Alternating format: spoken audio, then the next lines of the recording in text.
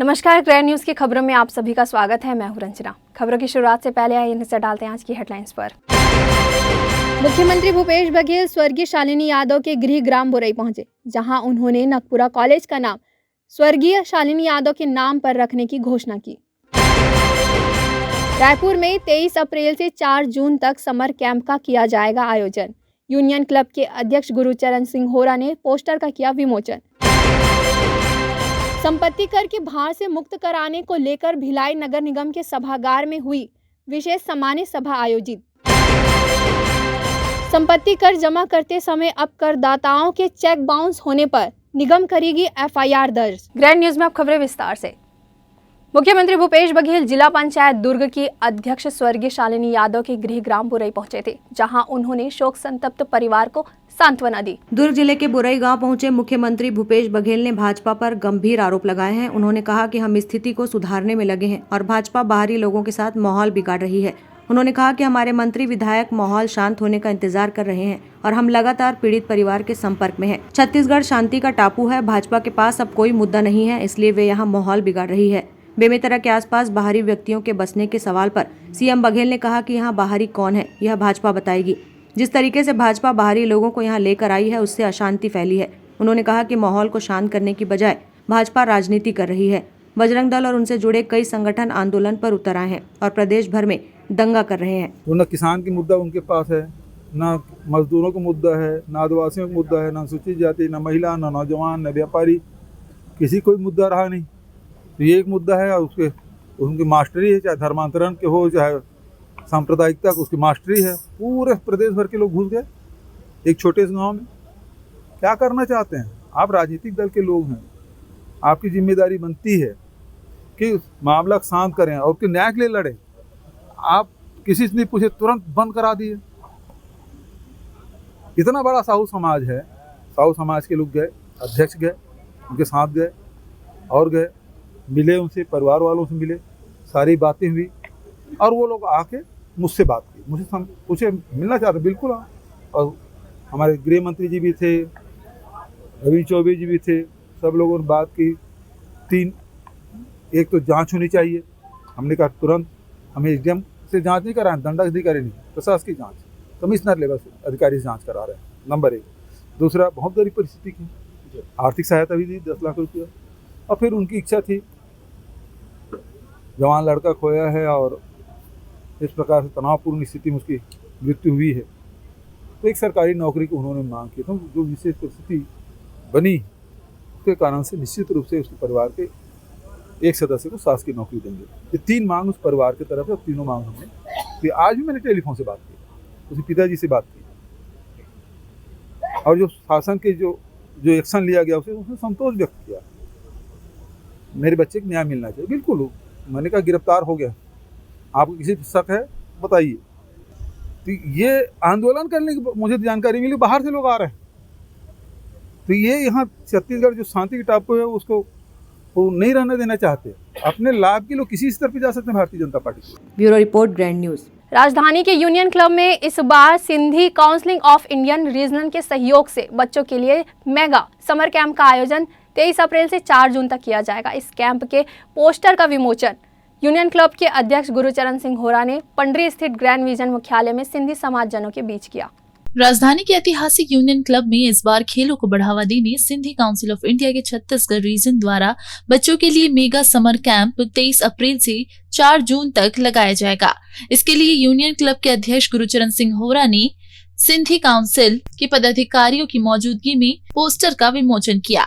अध्यक्ष होरा ने बताया कि यूनियन क्लब का संचालन 1902 से किया जा रहा है, जिसमें 2000 से लगातार समर कैंप आयोजित किए जा रहे हैं। इस कैंप में प्रदेश के मुखिया भूपेश बघेल, राज्यपाल सहित कई महान हस्तियों ने शिरकत की है। यूनियन क्लब में इसके पहले नवभारत, दैनिक भास्कर, छत्तीसगढ़ सिख संगठन व सिख समाज के साथ मिलकर समर कैंप का आयोजन किया जा चुका है। पहली बार Sindhi council of India Chhattisgarh region के साथ मिलकर यह आयोजन किया जा रहा है, जिसमें बैडमिंटन, लॉन टेनिस, स्विमिंग सहित 5 खेलों के प्रशिक्षण दिए जाएंगे।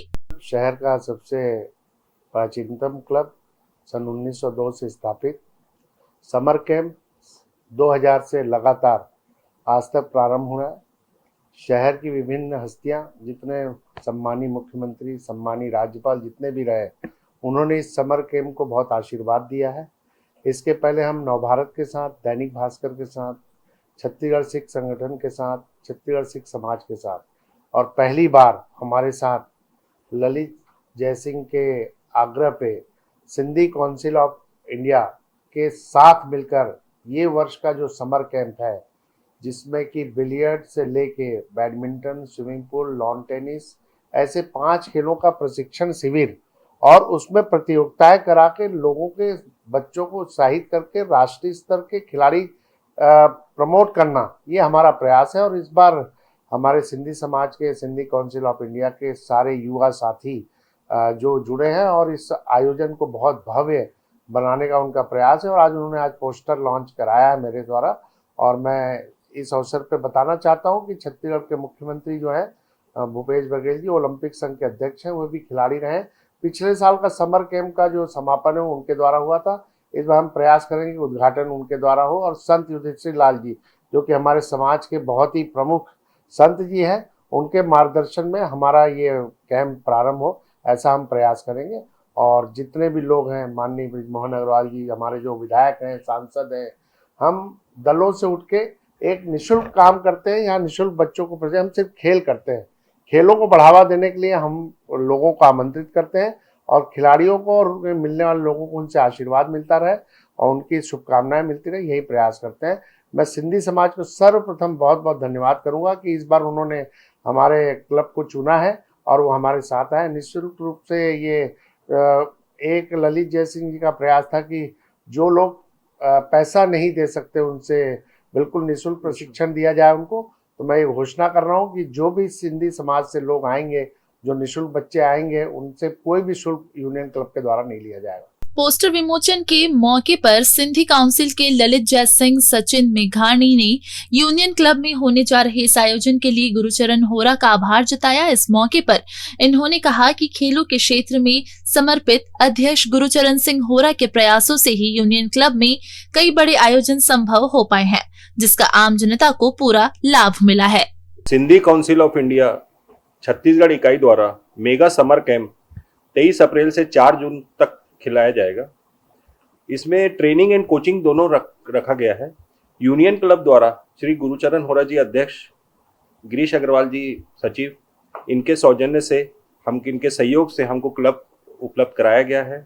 और हमारी संस्था द्वारा इसमें रजिस्ट्रेशन का पूरा जो हमारी टीम बनी है वो पूरा रजिस्ट्रेशन करेगी। और हम कोशिश करेंगे badminton, lawn tennis, swimming, table tennis और बिलियर्ड्स, ये सारे बच्चे इस पे अच्छे से सीख सकें और आगे जाके खेल सकें। उनकी एज लिमिट रखे 6 से 16 साल, और हम उम्मीद करेंगे इसमें ज़्यादा बच्चे इसमें अपनी खेल दर्ज कराएं। काउंसलिंग के द्वारा जो ये आयोजन किया जा रहा है, छत्तीसगढ़ के इतिहास में रहा है कि सिंधी समाज ने इस तरह का आयोजन किया, और हम बहुत बहुत शुक्रगुजार हैं गुरुचरण होरा जी के, ललित जयसिंह जी के, उनकी पूरी टीम की, कि उन्होंने नए पीढ़ियों को, नए बच्चों को एक स्थान दिया। जिस प्रकार गर्मी में हम अपने बच्चों को देखते हैं कि किस जगह भेजें, तो मुझे लगता है ये बहुत ही एक अच्छा प्रथम बार शुरुआत है, और हम पूरी लगन के साथ, और अच्छा हम ये चाहेंगे कि समाज के प्रमुख लोग और मिलजुल के इसमें हिस्सा लें, और हर वर्ग इसमें आकर इस समर कैंप में हिस्सा बने। और हम गुरुचरण जी का और उनकी पूरे दी हुई टीम का बहुत बहुत शुक्रगुजार करते हैं, और ललित जयसिंह जी और नितिन जी और पूरी टीम का हम सब मिलकर ये आयोजन को करेंगे, और हम ये चाहते हैं कि सब बढ़ चढ़ के इसमें हिस्सा लें। इतना ही हम कहना चाहेंगे।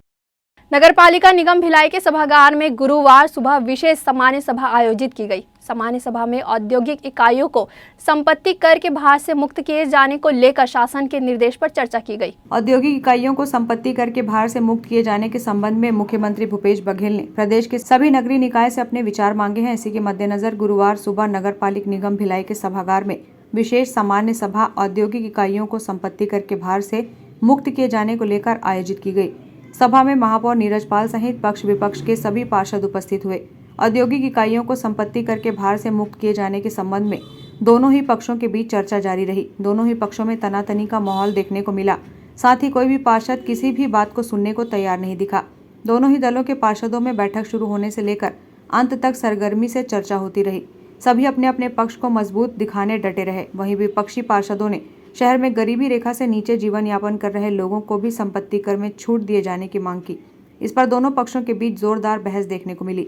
लगातार होती बहस के बीच अंततः विपक्षी पार्षदों ने सदन से वॉकआउट कर दिया, जिसके बाद बहुमत के आधार पर शहर सरकार के सत्तारूढ़ दल ने प्रस्ताव को पारित कर दिया। राष्ट्रगान के पश्चात सभा का समापन हुआ।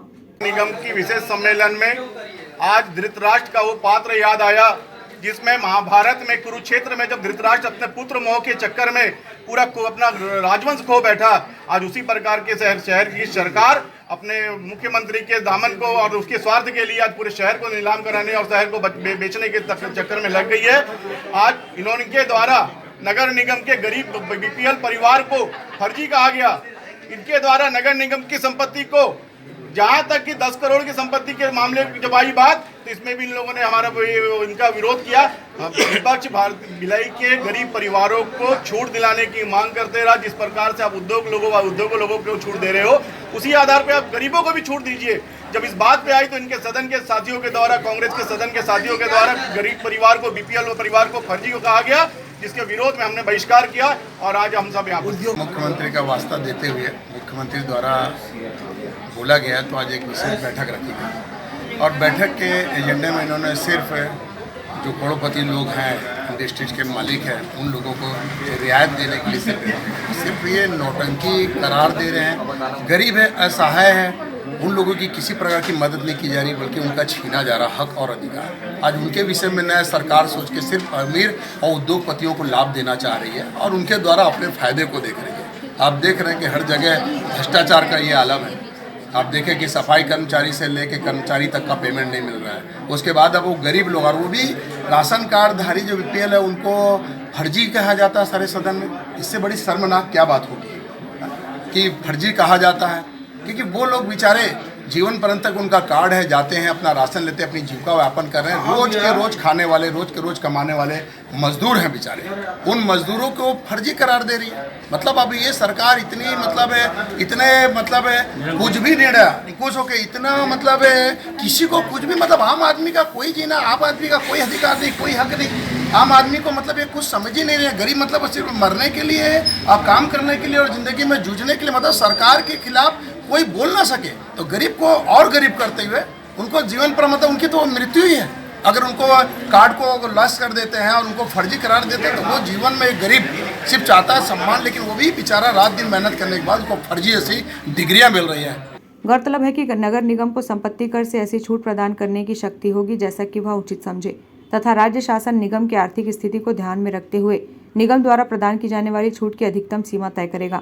गौरतलब है कि शासन निगम को अपने विचार प्रकट करने के लिए अवसर देने के पश्चात किसी व्यक्ति या व्यक्तियों की श्रेणी को अथवा किसी संपत्ति या संपत्ति के ऐसे किसी भी प्रकार कर से पूर्णतः भुगतान से मुक्त कर सकेगा। ग्रैंड न्यूज के लिए संजय दुबे की रिपोर्ट। नगरपालिका निगम भिलाई में चेक के माध्यम से टैक्स देने वाले करदाता अपने खातों में टैक्स के लिए अदा की जाने वाली राशि के संबंध में पर्याप्त राशि अपने अकाउंट में सुरक्षित रखें, ताकि जो चेक करदाता द्वारा दिया जा रहा है उसे टैक्स आहरित करने पर चेक बाउंस की स्थिति निर्मित ना हो। वहीं चेक बाउंस होने पर निगम अब एफआईआर दर्ज करेगी। भिलाई निगम के पास ऐसे कई मामले संज्ञान में आए हैं जिनमें चेक बाउंस होने की शिकायतें मिल रही है। इसे लेकर निगम प्रशासन सतर्क हो गया है तथा इन मामलों में एफआईआर दर्ज करने की कार्रवाई हो सकती है।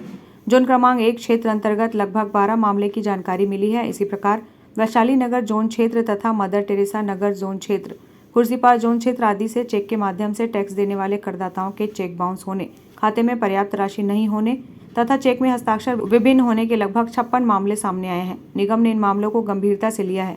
शीघ्र ही इस पर एक्शन लिया जा सकता है। इसके अलावा चेक में हस्ताक्षर करते समय बैंक में लेन देन करने वाले हस्ताक्षर का ही उपयोग करने की बातें अधिकारियों ने कही है, ताकि हस्ताक्षर की विभिन्नता से समस्या न आए।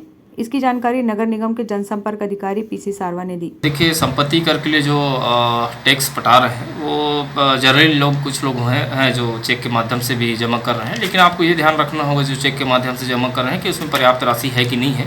नहीं तो वो क्या है, चेक कुछ बाउंस भी हो जा रहा है, जिसको लेकर जो 420 का केस होता है वो आपराधिक मामलों में आता है और इस मामलों में जो है निगम एफआईआर दर्ज भी करवाएगा और ये है कि अभी तक जो ऐसे मामले हैं इसमें लगभग 3-4 महीनों में देखा गया है कि 56 ऐसे मामले आ चुके हैं जिसमें या तो हस्ताक्षर भी भिन्न है जो चेक देने वाले का, या फिर उसमें पर्याप्त राशि नहीं है या अकाउंट में, या फिर जो है उसमें राशि ही नहीं है। तो इस तरह के जो मामले आ रहे हैं उसको निगम प्रशासन संज्ञान में लिया हुआ है और ऐसे मामलों पर जो है आपराधिक मामले भी दर्ज करने की जो कार्रवाई है उसको आयुक्त महोदय के संज्ञान में लेकर किया जाएगा। गौरतलब है कि टैक्स जमा करने आने वाले लोगों की यूपीआई सिस्टम की व्यवस्था मिलने जा रही है। यूपीआई सिस्टम के माध्यम से फोन पे, गूगल पे, पेटीएम आदि के माध्यम से करों का भुगतान किया जा सकेगा। निगम के मुख्य कार्यालय सहित सभी जोन कार्यालयों में यूपीआई सिस्टम के माध्यम से कर जमा करने की सुविधा मिलेगी। ग्रैंड न्यूज के लिए संजय दुबे की रिपोर्ट। गर्मी के मौसम में जनता को उचित मात्रा में पानी मिल सके, इसके लिए निगम आयुक्त ने अधिकारियों को निर्देशित किया है और जिन वार्डों में पानी नहीं पहुंच रहा है उन वार्डों में टैंकर के माध्यम से जल आपूर्ति करने की व्यवस्था की गई। नगर पालिका आयुक्त लोकेश चंद्राकर ने आज जल कार्य विभाग एवं अमृत मिशन के अधिकारियों की बैठक ली। घंटे भर से अधिक चली बैठक में शहर में पेयजल की दिक्कत न हो, इस विषय पर काफी लंबी चर्चा हुई। आपको बता दें कि गर्मी का मौसम शुरू हो गया है, ऐसे में शहर के वार्डों में पेयजल संकट की स्थिति न बने, मिशन अमृत के समस्त कार्यों को यथाशीघ्र पूर्ण करने की बात भी कही गई और शहर से पेयजल की समस्त समस्याओं का निराकरण करने को कहा गया। पाइपलाइन से वंचित एरिया में पाइप बिछाने के लिए निर्देशित किया गया। अमृत मिशन कार्यों का एजेंसी को संचालन हेतु हैंडओवर करने आयुक्त लोकेश चंद्राकर ने कहा कि अमृत मिशन के प्लान के तहत सारे कार्य पूर्ण हो। उन्होंने कहा कि जल की बर्बादी को रोकने पर विशेष रूप से फोकस करें। बैठक में इंटर कनेक्शन की स्थिति की जानकारी की रिपोर्ट मांगी गई। अमृत मिशन के तहत बिछाए जा रहे पाइपलाइन को शीघ्र अतिशीघ्र पूर्ण करने के निर्देश उन्होंने दिए। अमृत मिशन के तहत बिछाई गई पाइपलाइन से अंतिम छोर के व्यक्ति को पानी मिल रहा है या नहीं, इसका फील्ड स्तर पर निरीक्षण कर विकल्प के साथ रिपोर्ट देने के लिए बैठक में कहा गया। आयुक्त ने सार्वजनिक नलों में पानी की बर्बादी को रोकने, टोटी लगाने और अन्य आवश्यक उपाय अपनाने के निर्देश दिए। जब गर्मी काफ़ी बढ़ जाती है उस समय लोगों की पानी की खपत भी बढ़ जाती है, जिसके कारण पानी की समस्या आती है। वर्तमान में अमृत मिशन के माध्यम से विभिन्न वार्डों में पानी की सप्लाई की गई है और सुबह शाम हम लोग पानी की सप्लाई पर्याप्त मात्रा में देने की कोशिश कर रहे हैं। अगर कुछ जगह से शिकायत आ रही है कि कम मात्रा में पानी मिल रहा है, पानी बिल्कुल नहीं मिल रहा है, ऐसी कहीं भी शिकायत नहीं है। मात्रा कम अवश्य हुई है, उसके लिए हम लोग कोशिश कर रहे हैं कि इस दौरान जो टुल्लू पंप वगैरह से पानी की चोरी हो रही है उसको रोका जाए और व्यर्थ में जो पानी जहाँ जहाँ बह रहे हैं उसको रोकने के लिए हम लोग कवायद कर रहे हैं। इसमें अगर एक अति आवश्यक हुआ तो टैंकर के माध्यम से जहाँ ज़रूरत होगी, नगर निगम की टैंकर हमारे पास है, उसके माध्यम से भी पानी उपलब्ध कराएंगे। टोटी वगैरह अगर टूटी हुई मिलती है उसकी अगर हमको जानकारी मिलेगी हम तत्काल उस पर मरम्मत भी करवाएंगे। आम आदमी से भी मैं अपील करता हूँ कि जो आप लोग अमृत मिशन का कनेक्शन लिए हैं कृपया उसमें टोटियाँ आपको लगवानी है आप लगवाइए, क्योंकि वो हर घर के लिए हम लोग अमृत मिशन में कनेक्शन दिए हैं और जल की बर्बादी को हम लोग रोकें और उसका समुचित उपयोग करें। और कुछ जगह पे अमृत मिशन के पाइपलाइन का विस्तार अगर नहीं हो पाया है तो हमने आगे 15वें वित्त में इसके लिए राशि की मांग की है और भविष्य में वहां तक भी अमृत मिशन के पाइपलाइन का। ग्रैंड न्यूज के लिए वीना दुबे की रिपोर्ट। संपत्ति कर से भार मुक्त किए जाने के संबंध में दुर्ग नगर निगम की विशेष सामान्य सभा आगामी 17 अप्रैल को आयोजित की जाएगी। नगर पालिका निगम की विशेष सामान्य सभा 17 अप्रैल 2023 को आयोजित की गई। नगर निगम क्षेत्र औद्योगिक इकाइयों को संपत्ति कर से भार मुक्त किए जाने के संबंध में मुख्यमंत्री भूपेश बघेल द्वारा छत्तीसगढ़ में उद्योग विभाग द्वारा विकसित औद्योगिक क्षेत्रों में स्थित उद्योगों को संपत्ति कर के भार से मुक्त किए जाने की घोषणा की गई थी। महापौर धीरज बाकलीवाल की अध्यक्षता व आयुक्त लोकेश चंद्राकर, सभापति राजेश यादव के अलावा MIC सदस्यगण की मौजूदगी में मेयर इन काउंसिल की बैठक लेकर समितियों अधिकारियों द्वारा सुझाव तथा प्रस्ताव प्रस्तुत किया गया। माननीय मुख्यमंत्री जी द्वारा एक घोषणा की गई थी कि जितनी औद्योगिक इकाइयों उनको संपत्ति कर से मुक्त क्यों न किया जाए। इसके संबंध में हमारे द्वारा MIC में एक बैठक रखी गई थी और MIC में काफ़ी विस्तृत चर्चा हुई और उन्होंने निर्णय लिया कि हमारे यहाँ के औद्योगिक इकाइयों को हम लोग कर मुक्त कर सकते हैं। मगर इसमें आगे आने वाले समय में हमको सामान्य सभा में भी इस प्रस्ताव को ले जाना होगा। इसके लिए 17 तारीख को हम लोग सामान्य सभा का आयोजन खालसा स्कूल में कर रहे हैं और इसमें हमारे सारे MIC मेंबर भी रहेंगे, महापौर जी रहेंगे, सभापति जी रहेंगे और सारे हमारे जो पार्षदगण हैं वो भी उपस्थित रहेंगे, एल्डरमैन वगैरह भी उपस्थित रहेंगे। ये विशेष सभा के निर्णय के आधार पर प्रस्ताव बना के शासन को प्रेषित किया जाएगा, जिससे माननीय मुख्यमंत्री जी की घोषणा है उसका लाभ हमारे जो औद्योगिक इकाइयाँ हैं उनको मिल सके। ग्रैंड न्यूज के लिए वीना दुबे की रिपोर्ट। वक्त हो चला है एक छोटे से ब्रेक का। खबरें और भी है, बने रहिए ग्रैंड न्यूज के साथ।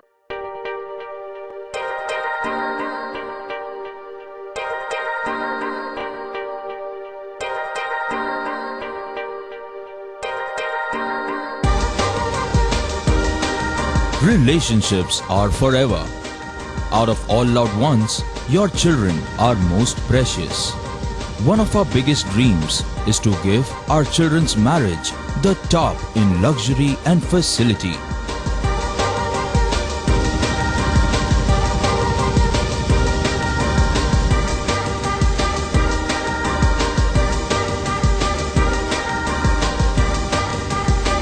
In today's busy life, you cannot afford to take time out for everything to be perfect for your marriage. And you cannot compromise on quality of service for your guests.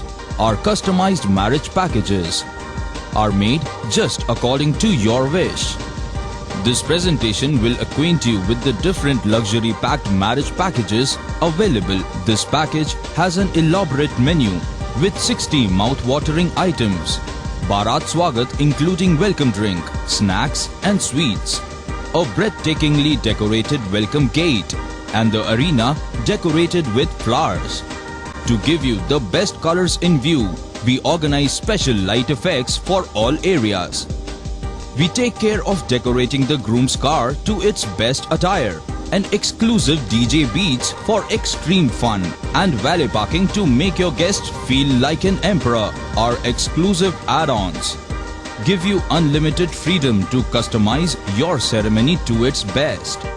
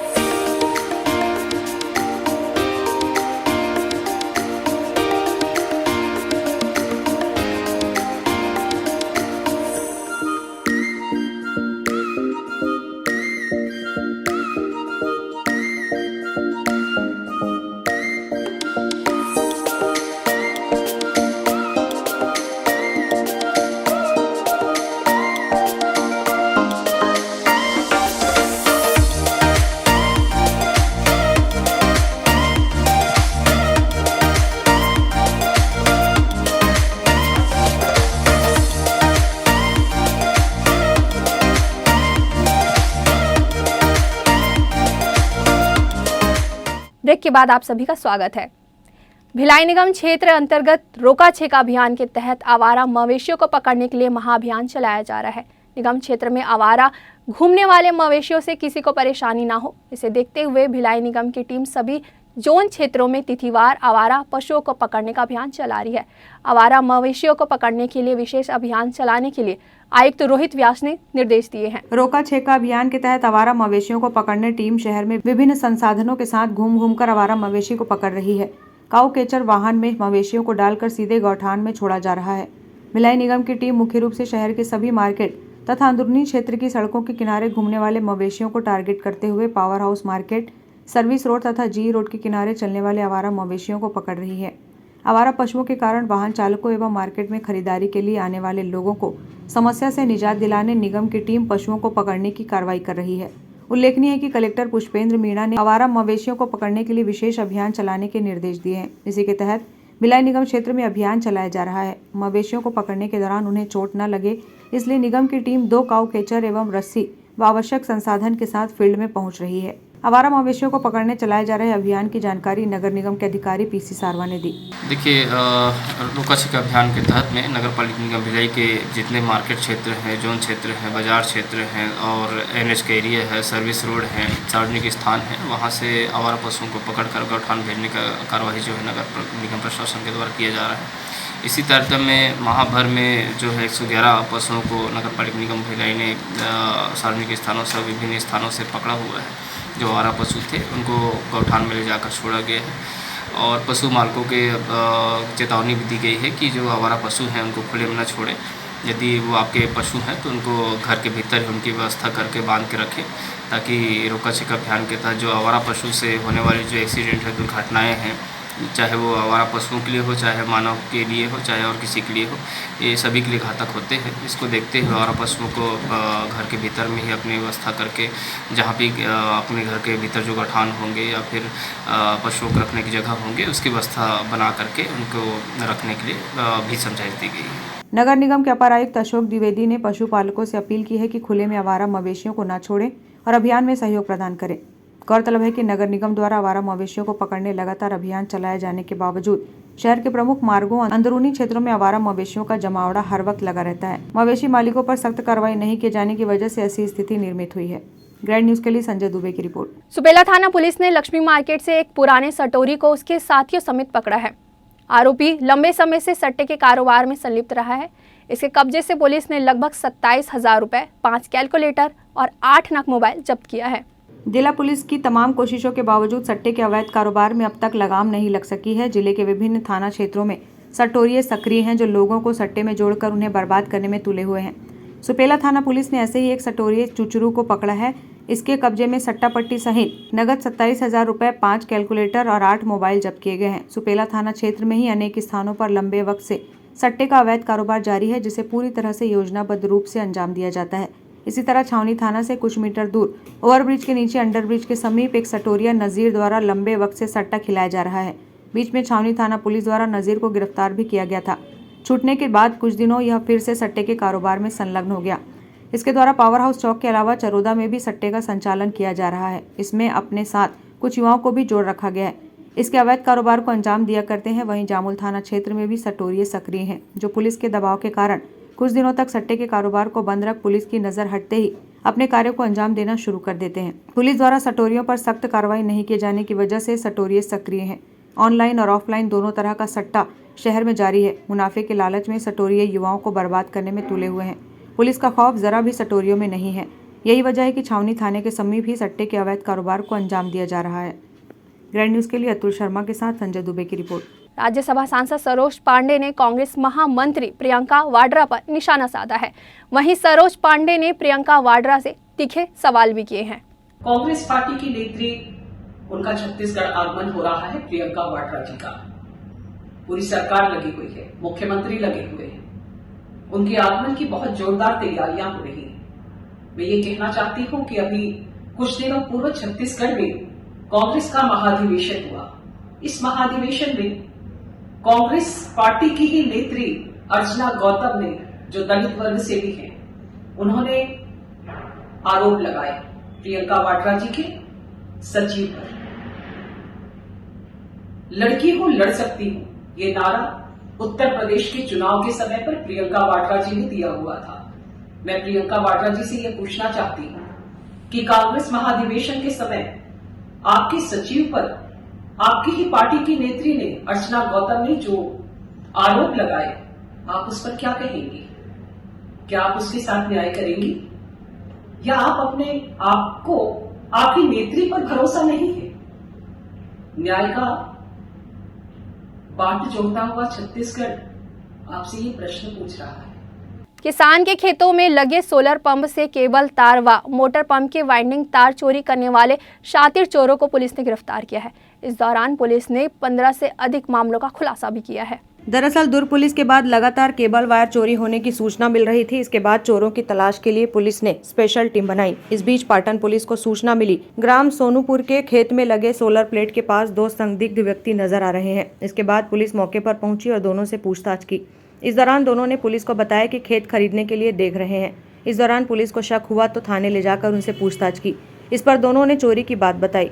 पहले तो दोनों ने तरीघाट में खारून नदी के किनारे सोलर पंप हाउस में motor pump के वाइंडिंग तांबा तार को चोरी करना स्वीकार किया। कड़ाई से पूछताछ करने पर आरोपी कैंप 1 अर्जुन नगर निवासी सुखदेव राय ने बताया कि पिछले 5 वर्षों से आसपास के क्षेत्र पाटन, रानीतराई, जामगांव, अंडा, उतई, अमलेश्वर, भिलाई 3, भखारा, धमतरी, बालोद, रनचिरई, राजनांदगांव एवं अन्य क्षेत्रों में दिन में अपने साथी मनोज कुमार विश्वकर्मा चोरियां करते हैं। आरोपी दिन में अपने दोस्त के साथ रेकी करता था और रात में जाकर घटना को अंजाम देता था। अब तक आरोपी ने 15 से ज्यादा मामलों में यह शामिल रहा है। चोरी वायर से कॉपर को निकालकर नरेंद्र बर्तन भंडार, इंदिरा मार्केट दुर्ग में सर्वेश कसेर के पास 500 रुपये किलो के हिसाब से 7 किलो कॉपर बेचा था। भैंस बोड़, कुमली, असोगा, आमटी, झीट, अमलीडी, तेलीगुंडरा, उतई, पतोरा, मुड़पार, उमरपोटी क्षेत्र से 500 रुपये किलो के हिसाब से 7 किलो कॉपर बेचा था। फिलहाल पुलिस ने चारों आरोपी को गिरफ्तार कर न्यायिक रिमांड में भेज दिया है। पाटन अनुभाग में होने वाले 11 चोरी का आज खुलासा किया गया है, जिसमें मास्टरमाइंड पिछले 3 वर्षों से हर महीने 4 से 5 चोरी के इंसिडेंट्स करता था, जिसमें उसके द्वारा टुल्लू पंप और क्रीडा का जो सोलर केबल होता है उसकी चोरी इनके द्वारा की जाती थी। वह दिन में अपने लूना में रेकी किया करता था, रात में चोरी किया करता था। करीब 100 से ज़्यादा अपराध में अपनी संलिप्तता इसने मानी है। रियल इंसिडेंट्स भी उससे भी 100 से भी काफ़ी ज़्यादा होंगे। किसान जो 20,000 का पंप 10,000 रुपये में सब्सिडाइज रेट पे भारत शासन के स्कीम से लिया करता था, उसको ये लोग निकाल के केबल के साथ बेच देते थे, जिससे किसानों में बहुत ज़्यादा रोष और बहुत ज़्यादा तकलीफ़ जो है किसानों को होती थी। इससे किसानों का जो इरिगेशन है वो अफेक्ट हो जाता था, जो पीक सीजन होता है इनका फसल का वो डिस्टर्ब हो जाता था। ये बहुत शातिर थे, चोरी करने के बाद तुरंत उसको एक लोकल बर्तन दुकान को 500 रुपये किलो में बेच दिया करते थे, जो कि उसको बड़े कबाड़ी को 600 से 700 रुपये किलो बेचा करते थे। कहीं ना कहीं कबाड़ियों का नेटवर्क है जो इस तरह की घटनाओं को प्रमोट कर रहा है। ग्रैंड न्यूज के लिए अतुल शर्मा की रिपोर्ट। सेक्टर 9 बीएसपी अस्पताल के फिजियोथेरेपी वार्ड में अचानक आग लग गई। आग लगने का कारण शॉर्ट सर्किट बताया जा रहा है। वहीं फायर ब्रिगेड की टीम ने मौके पर पहुंचकर आग की लपटों पर काबू पाया। भिलाई के सेक्टर 9 बीएसपी अस्पताल के फिजियोथेरेपी वार्ड में अचानक आग लग गई। फायर ब्रिगेड की टीम ने आग पर काबू पाया। दरअसल सेक्टर 9 बीएसपी अस्पताल में अचानक आग लग गई। आग अस्पताल के फिजियोथेरेपी वार्ड में लगी है। वहीं आग लगने का कारण शॉर्ट सर्किट बताया जा रहा है। फायर ब्रिगेड ने मौके पर पहुंचकर बढ़ती आग की लपटों पर काबू पाया। शाम के वक्त फिजियोथेरेपी वार्ड बंद था, नहीं तो बड़ा नुकसान हो सकता था। फिलहाल कितना नुकसान हुआ है प्रबंधन इसका आकलन कर रहे हैं। इसमें जान माल का कोई भी नुकसान नहीं हुआ है। ग्रैंड न्यूज़ के लिए अतुल शर्मा की रिपोर्ट। किसी भी शहर की सुंदरता उसकी ट्रैफिक व्यवस्था से आंकी जाती है। ट्रैफिक व्यवस्था इन दिनों बेहतर करने का प्रयास किया जा रहा है, लेकिन हादसे फिर भी रोजाना हो रहे हैं। आखिरकार क्या कारण है इन हादसों का, देखिए ग्रैंड न्यूज़ की इस खबर में। जिले की यातायात व्यवस्था को अव्वल दर्जे में लाने के लिए अब कवायद शुरू हो गई है। यातायात व्यवस्था दुरुस्त करने अब कई तरह के प्लान तैयार किए जा रहे हैं। कई आदेश दिए गए हैं। दरअसल दुर्ग भिलाई शहर नेशनल हाईवे के किनारे बसा हुआ है। दुर्ग और रायपुर के बीच नेशनल हाईवे 53 गुजरती है, जहां से रोजाना लाखों गाड़ियां गुजरती है। हाईवे 4 लेन होने के बाद भी अक्सर एक्सीडेंट होते हैं। हर साल सैकड़ों लोग अपनी जिंदगी इन सड़क हादसों में गंवा देते हैं। इसी बीच पिछले 4 सालों से हाईवे के निर्माण का कार्य चल रहा है, जिसके कारण चौक चौराहों से सिग्नल निकाल दिए गए हैं। चौक चौराहों पर मैनुअल सिस्टम से ट्रैफिक कंट्रोल किया जा रहा है। पिछले 4 सालों में हजारों एक्सीडेंट हो चुके हैं, तो वहीं सैकड़ों लोग अपनी जान गंवा चुके हैं। दुर्ग शहर की बात करें तो शहर में केवल 2 ही स्थान पर ट्रैफिक सिग्नल लगाए गए हैं, जो कि चालू हालत में है। दुर्ग के कलेक्ट्रेट चौक, मालवीय नगर चौक, नेहरू नगर चौक और गुरुद्वारा चौक पर ही सिग्नल चालू है, लेकिन उसके बाद कुम्हारी तक पूरे सिग्नल बंद पड़े हैं। एसपी अभिषेक पल्लव ने बताया कि फ्लाईओवर का निर्माण कार्य चलने की वजह से ट्रैफिक सिग्नल कई स्थानों से हटाए गए हैं।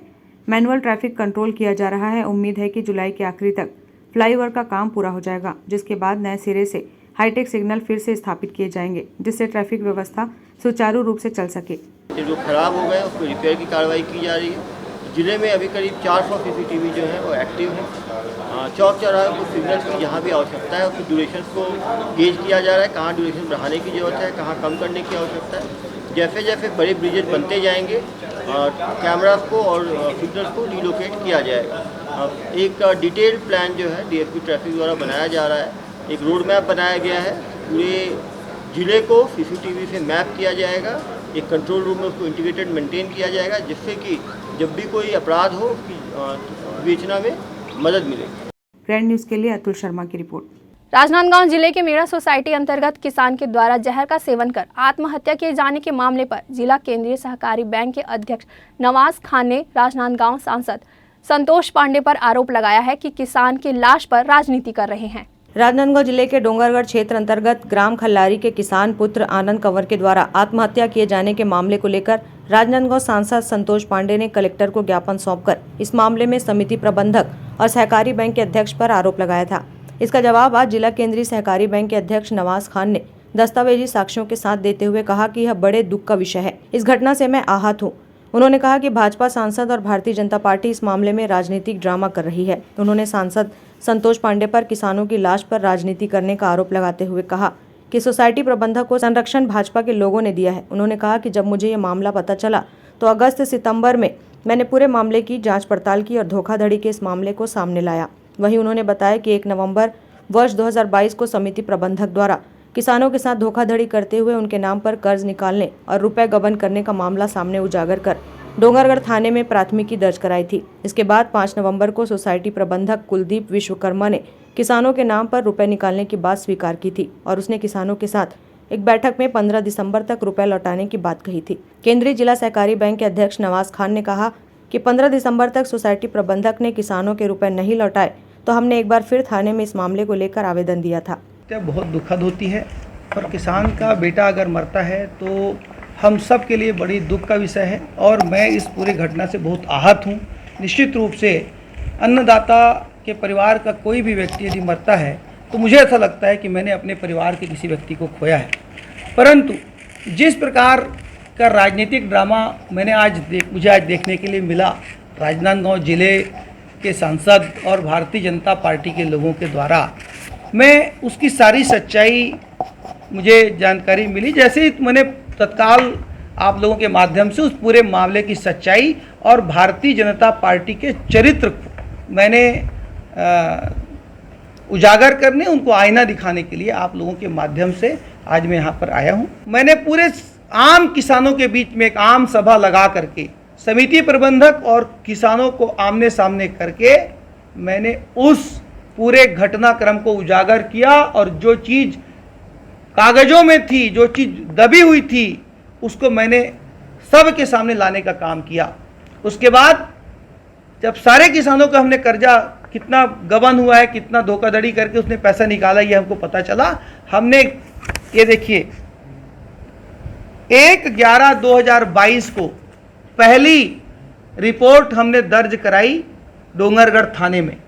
किसानों को सबको लेकर के 1/11/2022 को हमने रिपोर्ट दर्ज कराई। उसके बाद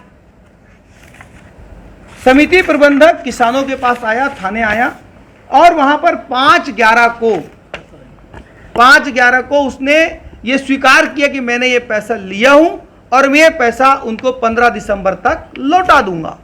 ये किसानों और उनके बीच सहमति बनी। ठीक है, किसान सहमत हुए कि ठीक है हम इसको 15 दिसंबर तक समय देना चाहते हैं। जैसे ही वो 15 दिसंबर को पैसा नहीं दिया, हमने बिना देर किए 16 दिसंबर को हम फिर से थाने गए और हमने 16 दिसंबर को ये आवेदन किसानों के साथ दिया। और न केवल आवेदन दिया बल्कि चूंकि मैं अस्वस्थ था, आप सबको पता है मैं हॉस्पिटलाइज था, उसी समय लौटा था, मेरे बैक पेन था, मैंने अपने पार्टी के जनपद के अध्यक्ष भावेश सिंह जी, प्रभा साहू जी, जिला पंचायत सदस्य, इन सभी लोगों को भेज करके मैंने, देखिए क्या है हेडिंग, अन्नदाता किसानों के लाखों की ठगी, कांग्रेस नेताओं ने किया थाने का घेराव। हमने अपनी सरकार में थाने का घेराव किया अन्नदाताओं के लिए। ये हुआ।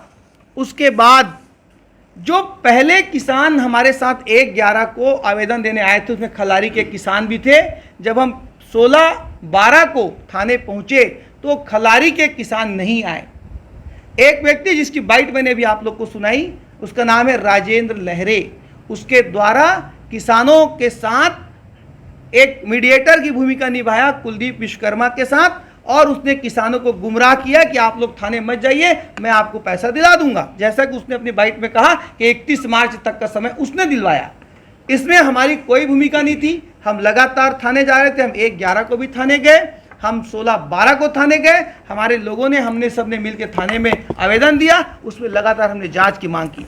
मैंने जिला सहकारी बैंक से उसकी जांच करवाई और जांच में दोषी पाए जाने के बाद ये देखिए मैंने उप पंजीयक को 17/12 को उसको बर्खास्त करने के लिए चिट्ठी ये मैंने लिखी है। अब ये जो पूरा घटनाक्रम हुआ, इसमें मेरा संरक्षण या मेरे उस पर बात कर रहे हैं। मैं पूछना चाहता हूं इस जिले के सांसद जी से, सांसद जी, खलारी गांव क्या 4 साल में एक बार भी आप गए? पहला सवाल। भारतीय जनता पार्टी को पूछना चाहता हूं, जुलाई महीने से ये पूरा घटनाक्रम मैं उठा रहा हूं, जुलाई से लेके अप्रैल तक एक भी भारतीय जनता पार्टी का स्थानीय नेता कभी किसानों के साथ वहां खड़ा हुआ, इस मामले को उठाया, थाने गया, सोसाइटी गया, कलेक्टर के पास आवेदन किया? कुछ नहीं। सारी कार्रवाई मेरे द्वारा की गई। मैंने किसानों की लड़ाई लड़ी और आगे भी किसानों की लड़ाई लड़ता रहूंगा। सवाल ये उठता है कि सांसद जी आज कैसे पहुंचे खलारी गांव? क्योंकि आज वहां एक किसान की लाश मिली उनको, और सांसद जी गिद्ध दृष्टि के व्यक्ति हैं। मामला सामने आया था और इसको मैंने उठाया है, और भी आगे कहीं ऐसा मामला आएगा तो हम उसको उठाएंगे और दोषियों को खिलाफ कार्रवाई होगी। किसी को कोई संरक्षण जैसी कोई चीज़ कभी नहीं थी और कभी नहीं रहेगी। Bureau report, grand news. Grand news की खबरों में फिलहाल इतना ही। मुझे दीजिए इजाज़त। नमस्कार।